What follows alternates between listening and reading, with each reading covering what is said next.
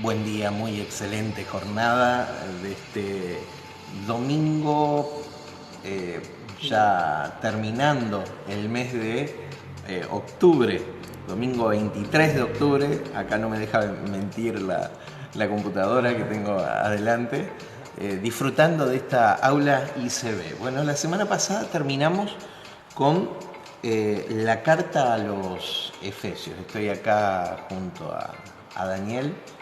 Nos habíamos propuesto este año, allá desde comienzo de marzo más o menos, estudiar las cartas de la prisión, comenzar a estudiarla. Bueno, ya terminamos la semana pasada la carta a los Efesios y hoy continuaremos con la carta a los Colosenses, que tiene un gran paralelo con Efesios.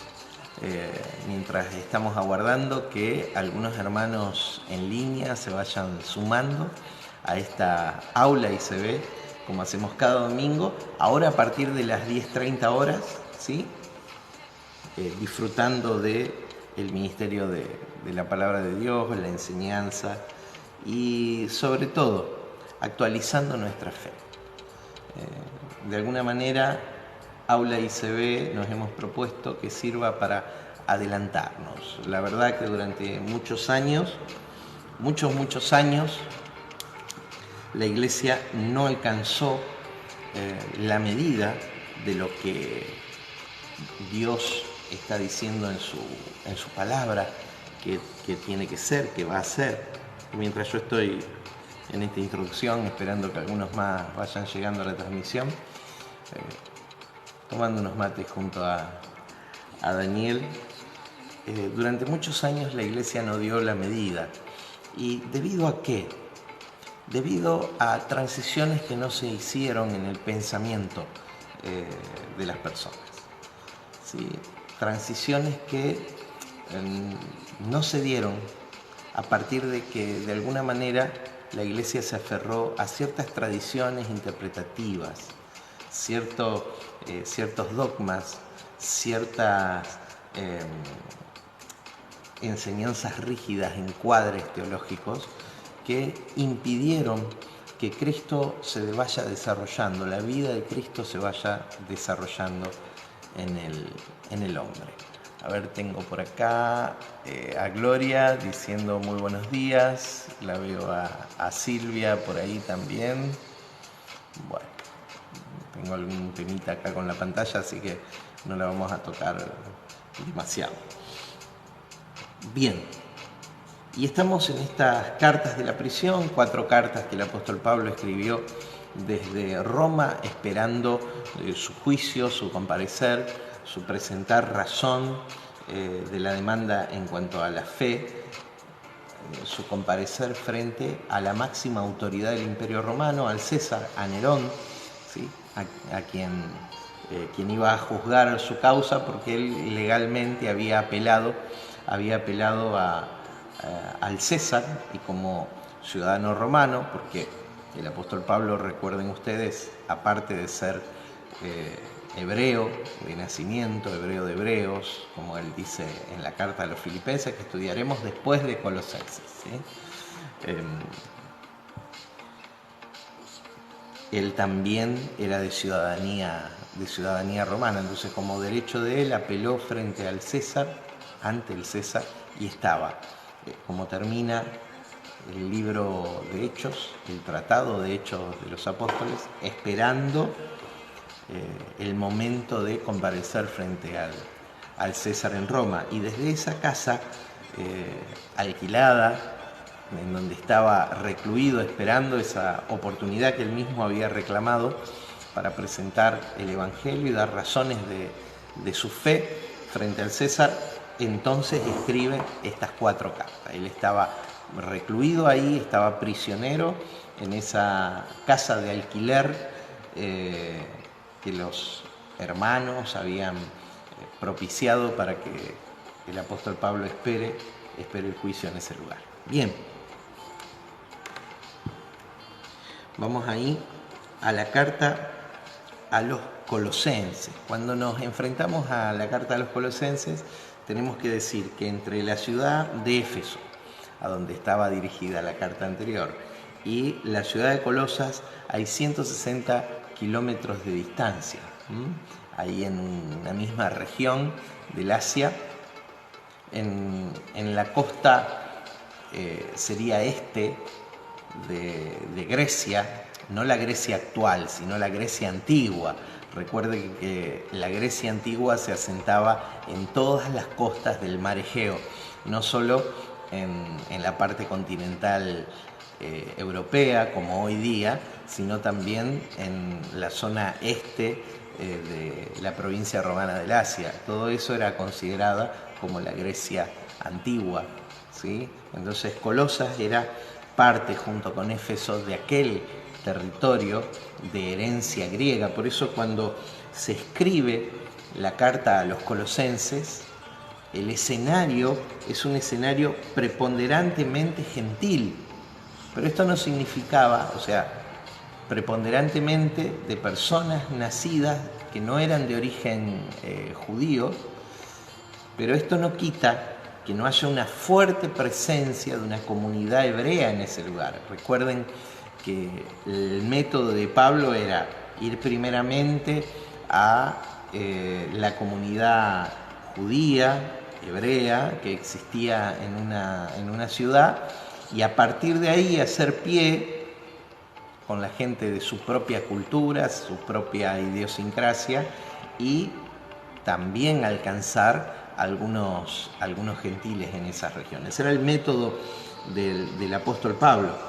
Y esa influencia, vamos a hablar un poquito del contexto de la iglesia de Colosas. Colosas era una ciudad muy antigua aún para la época bíblica, para la iglesia del primer siglo, y lo que sucedía era que había perdido su preponderancia en el escenario geográfico para los tiempos bíblicos, para los tiempos de Pablo, porque el Imperio Romano había quitado la ruta principal comercial que pasaba antiguamente por Colosas y la había redirigido tanto hacia el este como al oeste, a las ciudades de Laodicea, ¿sí?, y a las ciudades de Hierápolis en una y en otra dirección. Entonces, digamos que Colosas dejó de ser ese centro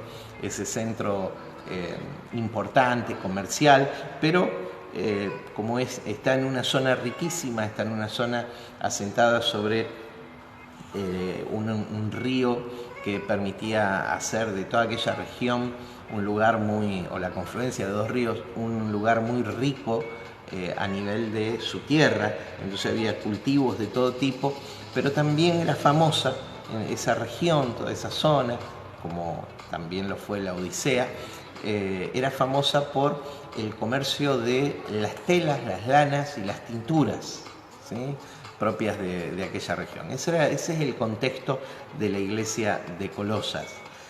Pero ¿por qué estudiamos nosotros la iglesia a los colosenses? Yo no los quiero aburrir con información. ¿Por qué estudiamos el mensaje a la iglesia, la carta a la iglesia de Colosas? ¿Por qué tal vez, junto con el libro de Apocalipsis, Primera de Juan, el Evangelio de Juan, de los escritos de Juan, y junto con Efesios, de los escritos del apóstol Pablo, sea de las escrituras que más claramente hablan de aquello que está al alcance del hombre hoy por medio de la obra de Cristo, que es la dimensión de plenitud? Y este es el tema principal de la carta, la dimensión de plenitud. Es el motivo por el que estudiamos las cartas de la prisión, básicamente. De alguna manera en Efesios rozamos allí toda esta cuestión, toda esta línea de argumentación de por qué Pablo anticipó, vislumbró, vio de manera anticipada. Eso queremos decir cuando hablamos de vislumbre o de ver de manera anticipada el tiempo que se avecinaba, el tiempo inmediato al apóstol Pablo, el tiempo de plenitud, y experimentarlo él de alguna manera en función del entendimiento que él tenía por revelación del Espíritu, del entendimiento que él tenía de la persona y la obra de Cristo, ¿sí?, que son preponderantes, fundamental para poder disfrutar, para poder experimentar la extrema plenitud con la que Dios nos favorece este tiempo. Actualizar la fe, actualizar sistema operativo en nuestra mente y en nuestro corazón es fundamental para poder experimentar esa fe, porque la verdad que los dogmas han impedido que la Iglesia experimente esa plenitud. Uno de los dogmas que han impedido es el futurismo, el pensar de que lo mejor está por venir, que lo mejor es futuro, que la intervención de Dios de manera directa, prescindiendo del hombre, va a establecer, va a manifestar el reino de Dios en la tierra. Cuestiones que hacen a una interpretación sesgada de la Escritura. También pretender de que Dios nos habla solo, ojo, y no le resto importancia, particularmente soy un hombre que ha dedicado su vida al estudio de la Escritura, pero también el hecho de entender que la Biblia es aplicada hoy así como fue escrita en el siglo XXI. Como fue escrita en el siglo I, aplicarla hoy al siglo XXI. Esta es otra cuestión que genera atraso. ¿Por qué? Porque la Biblia está escrita, el otro día leía un comentario muy edificante de algún hermano en las redes que hablaba acerca de entender el vocabulario. ¿En qué vocabulario fue escrita la Biblia? Y uno inmediatamente piensa en el idioma. La Biblia fue escrita en idioma griego, hebreo y arameo, algunas porciones, menos porciones. Y en realidad, ¿qué idioma no es en qué vocabulario?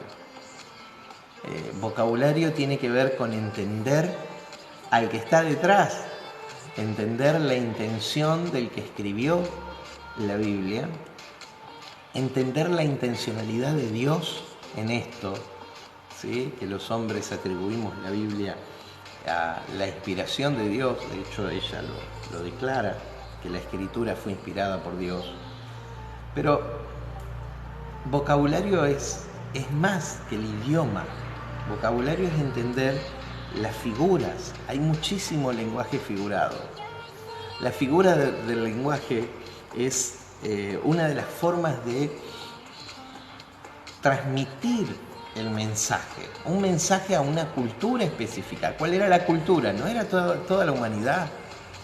Hoy todos nosotros leemos la Biblia, pero en aquel tiempo la Biblia no era para toda la humanidad, era específicamente para una cultura, para un pueblo, para el pueblo hebreo. Por eso, cuando vos no actualizás tu fe, uno de los riesgos es caer en aplicar la letra muerta de la Escritura, que no es para nosotros, a nuestra cultura. No tenemos una cultura hebrea.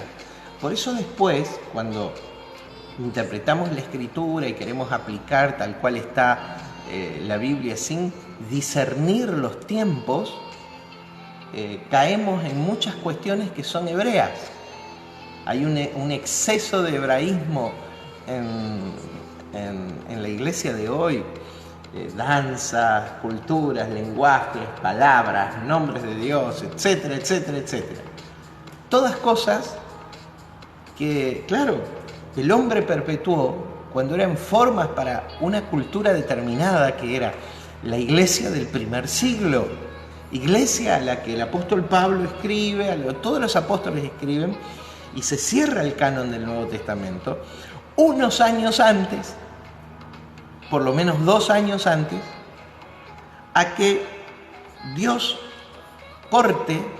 rompa su pacto y relación con Israel, juzgando a la nación y produciendo algo que los futuristas, yo lo fui durante un tiempo, entiendo esto, entiendo lo que puede sentir usted si esta es su postura, se aferran como un dogma terrible, pensando Cristo viene pronto y Cristo va a venir, pensando que va a venir en el futuro, cuando pronto era allá en el año 68 cuando el apóstol Juan escribe el libro de Apocalipsis.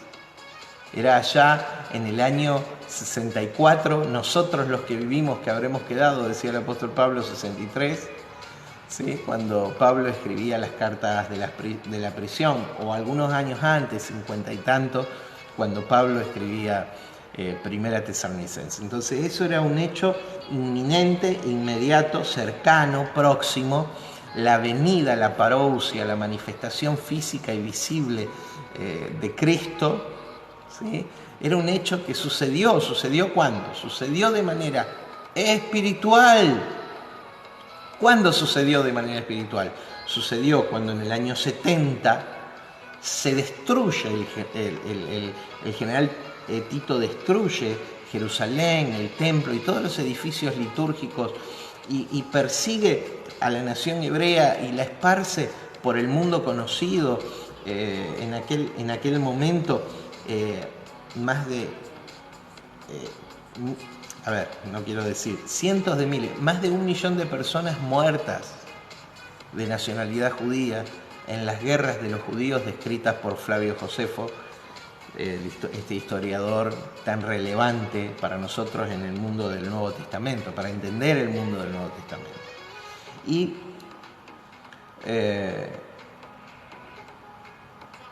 miles de personas llevadas cautivas desde la tierra prometida, desde los dominios de los judíos en ese momento, cautivas y arrancadas y llevadas a Roma principalmente y también a otros lugares, ¿sí?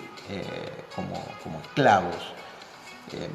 Todo eso está descrito en el material que este historiador tan relevante para nosotros para entender el mundo del Nuevo Testamento y el tiempo de la iglesia del primer siglo, esa iglesia que era una mixtura, una mezcla entre muchos hermanos de nacionalidad hebrea, judía, ¿sí? Como eran los apóstoles, y una gran cantidad de personas gentiles, ¿sí?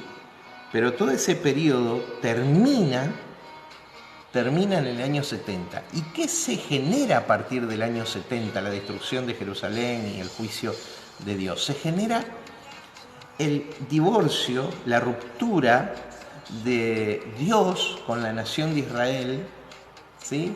Y la transición, y termina ahí la transición, porque la transición la empieza Cristo en el Monte de los Olivos cuando dice: id a todas las naciones y haced discípulos, ¿sí? Oíd y predicad el Evangelio a todas las naciones. Cuando en el Monte de los Olivos Jesús, antes de su ascensión, proclama estas cosas, ¿sí?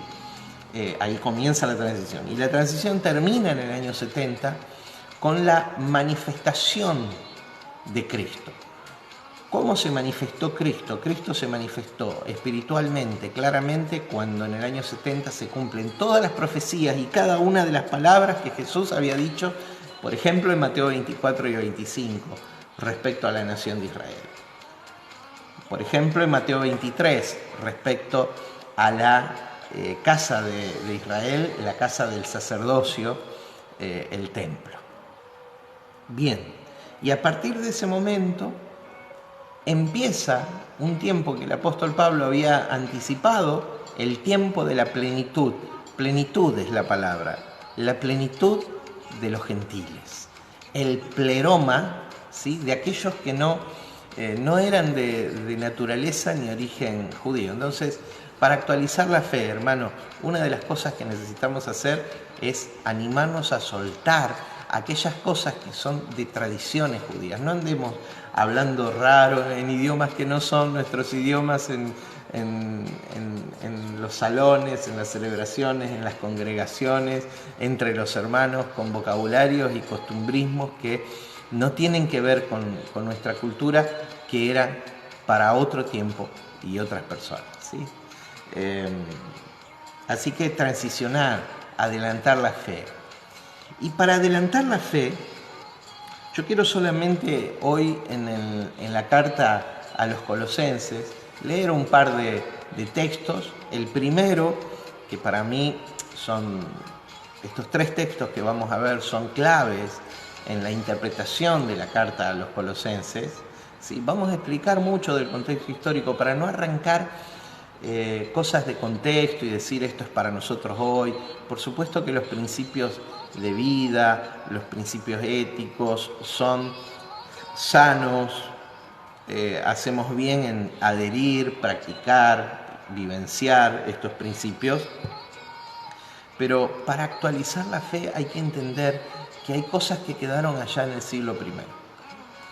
La cultura hebrea es una de las cosas. Hoy, hasta el pueblo de Israel hoy tiene poco que ver con aquel pueblo de Israel del siglo I, de antes de la destrucción de Jerusalén. Muy poco que ver hoy. Hoy el pueblo de Israel se divide en algunas corrientes de pensamiento y corrientes, pero no corrientes étnicas. En aquel momento eran las 12 tribus de Israel. Hoy es imposible porque se perdió en la historia, en la dispersión, en la diáspora, se perdió el registro de cada familia, de qué origen de las tribus de Israel son. O sea, poco tiene que ver Israel como lo tenemos hoy con aquel Israel bíblico del Nuevo, es más, del Nuevo Testamento, del escenario del Nuevo Testamento. Es más, hasta la religión hebrea, la religión judía, tuvo mucho movimiento, ¿sí? Cambios y transformaciones a lo largo de estos 20 siglos que nos separan del siglo I.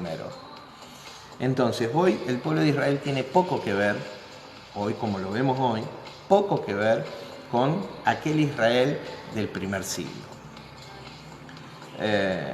Y algunos han querido seguir perpetuando la idea de Israel en el Israel étnico, cultural, ¿sí?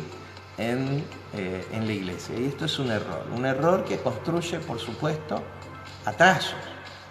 Dice la Escritura que Cristo mismo, ya vamos a ir a Colosenses, que Cristo mismo murió para redimir a los que estaban bajo la ley. ¿Y quiénes estaban bajo la ley? El pueblo hebreo.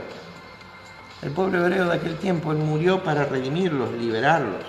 Pero Él también murió, no solamente por el pueblo de Israel.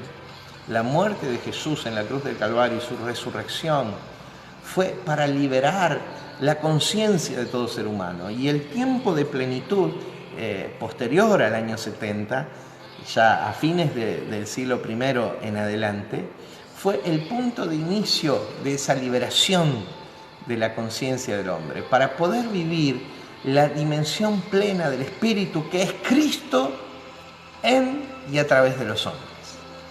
Ya no es Cristo a través de una religión, sino Cristo en y a través de los hombres. Con respecto a religión, pareciera, sobre todo en las iglesias de confesión evangélica, con las que comulgamos, por supuesto, y entre las que formamos parte, pareciera como que Dios, pensemos un poquito por favor, Dios es cristiano. Mi pregunta es, ¿Dios es cristiano o Dios es Dios en todo el universo? Mi hermano, Dios es Dios, independientemente cuál sea su fe. Por supuesto que nos ayuda la confesión cristiana, ¿sí?, a descubrir a Cristo en nuestra esencia, o en algunos casos tan limitada está la enseñanza cristiana acerca de lo esencial. En algunos casos puede ser una limitación para esa libertad de conciencia que ganó paradójicamente Cristo para todos los hombres en la cruz del Calvario. Pero lo vamos a ir explicando. ¿Por qué? Porque nuestro propósito es adelantar, actualizar nuestra fe. ¿sí? Carta a los Colosenses, algunos pasajes clave. ¿De qué habla Colosenses? De la plenitud. Plenitud que el apóstol Pablo vislumbraba, veía de manera anticipada, que por revelación de alguna manera él tuvo determinado acceso, pero que hoy nosotros podemos disfrutar a cabalidad, a completitud. Disfrute la plenitud que Cristo ganó para nosotros. ¿Y cómo lo haremos? Lo haremos honrando la vida que Dios nos ha dado. Lo haremos viviendo una vida cristocéntrica, no templocéntrica, no iglesiocéntrica, cristocéntrica, ¿sí? Tampoco egocéntrica, mi hermano, sino cristocéntrica, y lo haremos bajo la revelación del Espíritu de Cristo a nuestras vidas. Lo haremos disfrutando la vida de Cristo y la manifestación del Cristo en el que somos y existimos desde nosotros y desde la vida de nuestros hermanos. Bueno, la verdad yo estoy ministrando hace varios minutos algunas cuestiones que tienen que ver con el conocimiento, pero cuando hablo de estas profundidades extraordinarias de la vida del espíritu del hombre, tengo la necesidad, yo, por mi humana limitación y por tu humana limitación también, tengo la necesidad de orar, pidiéndole al Espíritu de Cristo, pidiéndole al Padre de cada uno de nosotros. Padre que hoy gobierna sobre todas las cosas creadas, este Dios universal extraordinario, que nos guíe, nos dé a conocer la obra de Cristo y sobre todo nos permita acomodar nuestra estructura pensante para poder fluir y vivir en esta dimensión de plenitud en la que participamos. Y que no sea la religión la que le ponga límite a aquello. Padre, en el nombre de Jesús, nos encomendamos a tu gracia y a tu amor, rogándote, a tu gracia plena, a tu amor pleno, rogándote, Padre, que nuestras conciencias puedan experimentar, que nuestro espíritu pueda experimentar, nuestra alma pueda vivenciar, Señor, nuestro cuerpo pueda disfrutar de esa dimensión de plenitud a la que fuimos llamados y a la que tenemos acceso. Por la obra de Cristo en la cruz del Calvario, por la acción del Espíritu de Cristo en nosotros, en el nombre de Jesús. Amén. Amén. Colosenses capítulo 1, verso 19. Para ver algunos de los textos claves, ya la semana que viene ya arrancaremos con el verso 1 y 2 del capítulo 1, pero hoy simplemente un repaso para ver el tema de la carta de los Colosenses, como Cristo, la plenitud de Dios.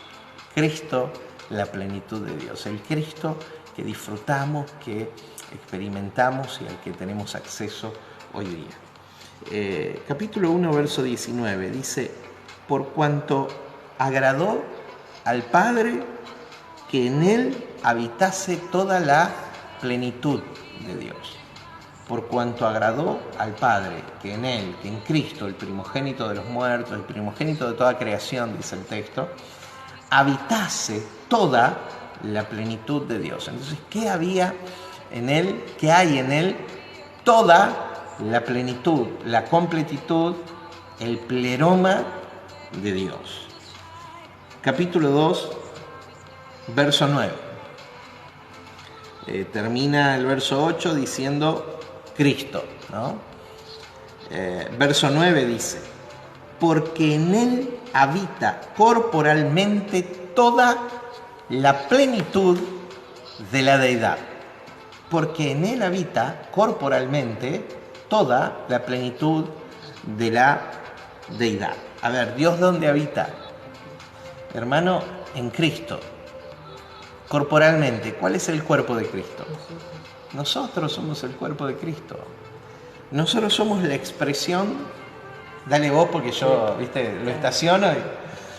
Nosotros somos la expresión visible de Cristo en la tierra, el cuerpo, el soma. Nosotros, aquellos que hemos despertado por medio de la fe a la persona y obra de Cristo Jesús. Por eso, si vos despertaste, lo mejor que podés hacer es alejarte del dogma de la religión, ¿sí?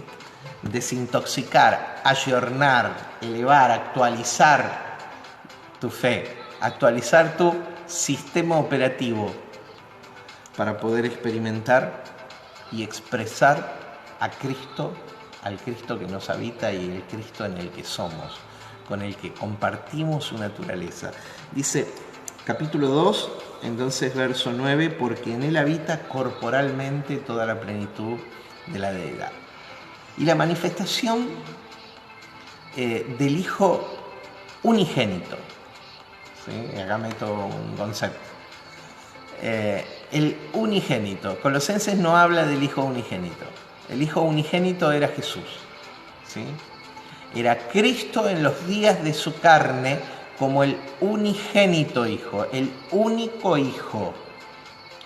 Jesús, sus 33 años de vida, se cree, lo que haya durado su vida en la tierra, los días de su carne, Cristo en los días de su carne, nacido judío para liberar al pueblo judío de la esclavitud de la ley, y nacido hombre para liberar a los hombres, de la atadura y limitación de su conciencia. Pero quiero decirles, cuando leemos este texto, nuestra mente viaja a Jesús, pero Jesús es una dimensión de Cristo, es la dimensión del unigénito. Él muere como el unigénito Hijo de Dios, pero cuando resucita de los muertos al tercer día, ¿sí? La obra completa de Cristo es su muerte, sepultura y resurrección. Cuando resucita de los muertos al tercer día, lo que sucede es que no resucita como el unigénito, el único Hijo. Resucita, según dice 1 Corintios, capítulo 15, y hay una profundidad tremenda en esto, como el primogénito. ¿Qué es un primogénito? Es el primero de muchos otros.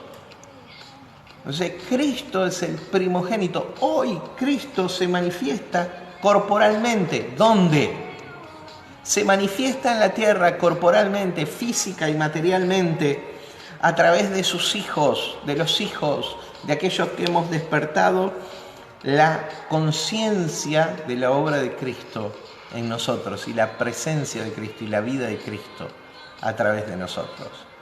Entonces, Cristo ahora el primogénito, ¿sí? Primero de muchos otros, primer hijo de muchos otros, se manifiesta corporalmente en su iglesia, en aquellos que estamos conscientes de su obra, Él dice, en Él habita corporalmente toda la plenitud de Dios. Entonces, si usted es parte de esta iglesia presente, de esta iglesia del tiempo de la plenitud de los gentiles, no de la mixtura, la mezcla entre la cultura hebrea y la gentil del primer siglo, sino hoy, siglo XXI, donde la iglesia es esa expresión del cuerpo de Cristo. Entonces, quiere decir que la plenitud de Dios está en usted y en mí. Ahora, no alcanza con decirlo, comienza con decirlo, porque todo fue proferido primero, fue dicho, fue profetizado primero. Comienza con decirlo, luego hay que hacerlo operativo en nuestra vida. Nosotros somos la expresión del Cristo que se puede ver. Nosotros somos la expresión del Cristo vivo a este mundo. Somos la manifestación del Hijo a toda su creación. muy profundo para meditar. Los futuristas ya no nos siguen. Los que han adquirido en la iglesia una mentalidad de dependencia ya tampoco nos siguen. Por eso, hermano, cuando vos tomás el camino de plenitud, no la plenitud evangélica, sino la plenitud de Dios, lo que sucede primero es que hay mucha gente enojada con vos. Porque ¿qué se manifiesta? Se manifiesta el espíritu de la religión, que los quiere devolver a la cautividad, porque algo que nos enseña el pueblo de Israel en el desierto, la historia de los 40 años del pueblo de Israel en el desierto, es que la esclavitud más difícil de romper no es la esclavitud de las cadenas físicas, sino la esclavitud de las cadenas mentales. Cuando ellos le decían a Moisés, nos sacaste de Egipto, donde comíamos legumbres para venir a morir acá, o sea, donde teníamos una vida miserable, quiere decir, para venir a morir acá en el desierto, más vale volvámonos a Egipto, significaba que Israel todavía tenía presa su mente, eran cautivos, esclavos en su mente. Sucede con el pueblo religioso, está incómodo con la enseñanza, con la luz que trae plenitud. ¿Por qué? Porque hay cadenas en la mente todavía que no se han podido desatar. Pero que no tenga que morir esta generación en el desierto para que Dios produzca la liberación de su esencia en la vida de los hijos. Disfrútela, disfrútela hoy.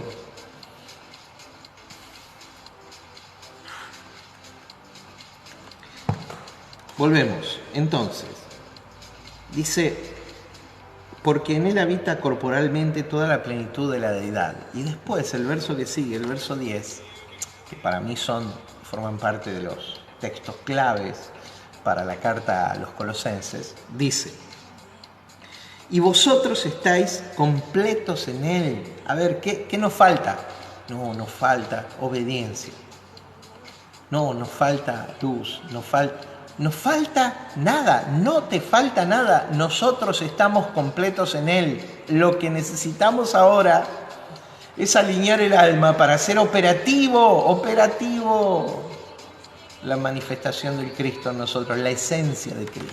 Y una de las migraciones, de los cambios que hay que hacer en la mente, no solamente es animarnos a despegar para poder actualizar la fe, no solamente animarnos a despegarnos de esa cultura hebrea que creó una pseudocultura evangélica hoy día. Una mezcla de los diversos entendimientos y de la cultura bíblica hebrea del Antiguo Testamento. Es una cosa totalmente desubicada para el siglo XXI, pero escúcheme, una de las cuestiones que hay que animarse a actualizar tiene que ver con esta idea. Nosotros estamos completos en Él y no nos falta ya más nada. ¿Cómo estamos? Completos. Los futuristas dicen, no, estaremos completos cuando Él vino. Y la parousia, la manifestación física, es en su cuerpo, iglesia. Permítame, dice, y vosotros estáis completos en Él, que es la cabeza de todo principado y potestad. Es la cabeza de todo lo que existe. Más adelante dice, sean tronos, sean principados, de todo lo que existe. Cabeza de la iglesia, pero es cabeza de todo lo que existe. Cristo es cabeza de todo lo que existe. Y esta idea, este pensamiento es el que debemos sembrar, implantar en nuestros corazones para poder experimentar plenitud. De que estamos completos sin que nos falte nada. La expresión ahí es plero, de donde viene plenitud, pleroma. Estar completos, estar plenos. Es la misma expresión.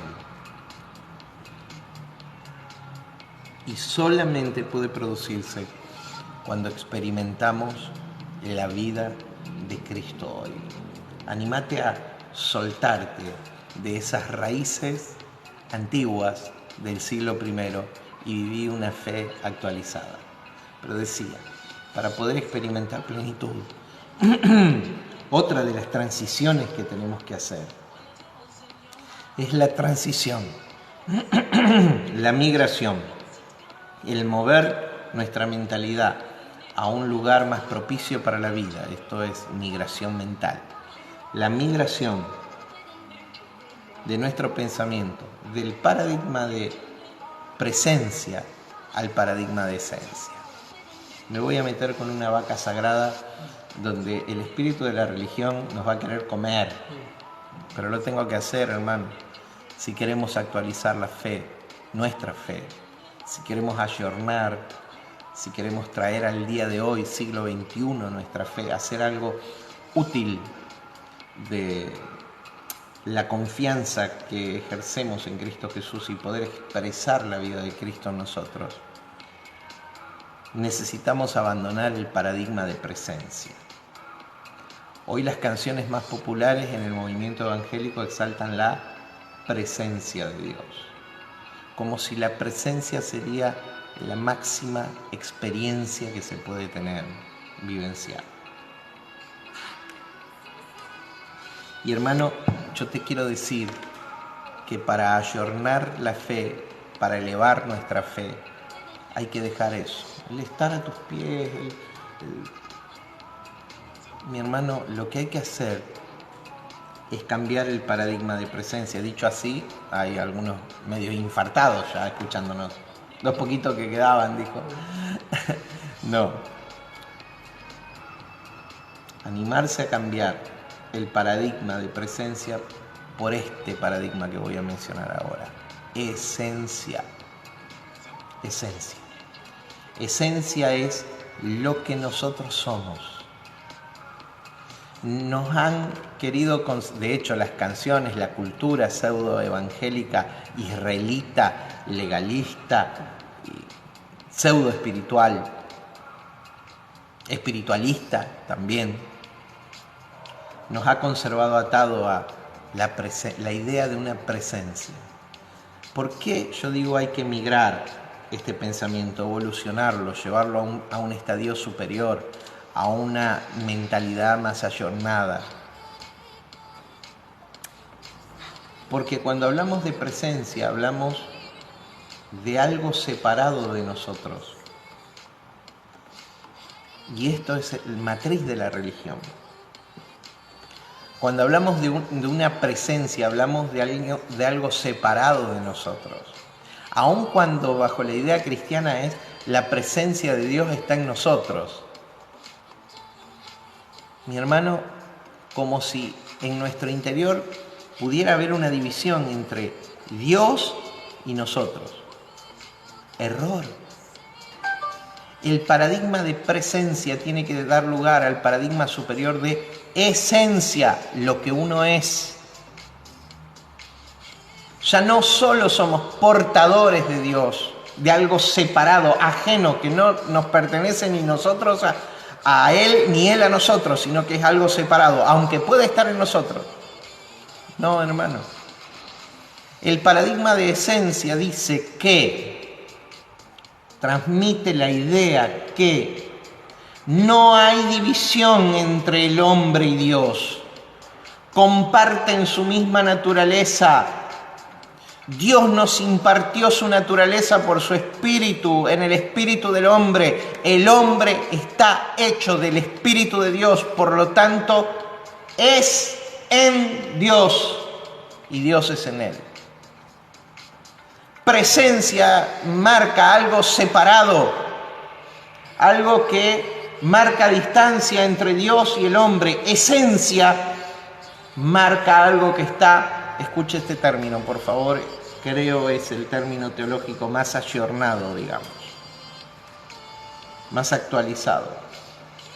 Esencia es algo que marca la fusión entre esas naturalezas. Dos naturalezas haciéndose una sola, de manera que no se pueden dividir. Cuando Jesús, el modelo de todos nosotros, Cristo en los días de su carne, oraba en el huerto de Getsemaní en su oración intercesora sacerdotal, y Él decía: para que sean uno, Señor, como vos y yo, Padre, somos uno, indivisible, inseparable. El hombre y Dios fundidos, unidos en una misma naturaleza. Esa es la dimensión de plenitud hoy, pero claro, se pudre, o lo dije muy en criollo, muy en argentino, se descompone la dependencia que es funcionar a la religión, dependiendo de ministros, ungidos, vaya a saber cuántas cosas más, pastores, evangelistas, profetas, apóstoles, sistemas religiosos, presidentes, líderes, no sé, llámale como quiera. Se descompone esa dependencia si nosotros entendemos que la esencia de Dios, la completitud, el todo de Dios, el Cristo en el hombre, es nuestra naturaleza, nuestra nueva naturaleza. Es Dios en nosotros. Dios a través de nosotros. De tal manera que somos indivisibles de Dios. Tan indivisibles que cuando nuestra experiencia humana se termina, el día de la muerte física, según Eclesiastés, Salomón escribía: nuestro espíritu vuelve a Dios que lo dio. El polvo, la carne, al polvo de la tierra, pero nuestro espíritu vuelve a Dios que lo dio. Indivisible. Estamos hechos de Dios. Un filósofo de este último tiempo moderno decía: son pocos los hombres que pueden comprender que en una gota de mar está todo el océano. Conciencia se llama esto, mi hermano. Son muy pocos los hombres, digo yo, que pueden comprender que en un hombre está toda la humanidad y la divinidad. Y lograr expresar esto es vivir bajo el propósito eterno de manifestar el Cristo vivo, manifestar el Cristo hoy. Hermanos, en un hombre, en una mujer, está el código genético de toda la humanidad y la divinidad reunida en el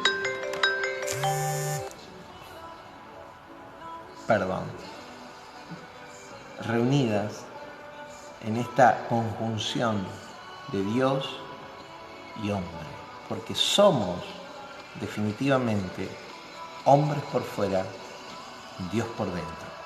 Manifestemos lo que somos en Dios, en Cristo. Esto es Cristo hoy y no el cuento limitante de la religión. Mi querido, si vas a seguir este camino, yo te quiero decir, es un camino de luz, es un camino de felicidad, pero tiene una dura connotación.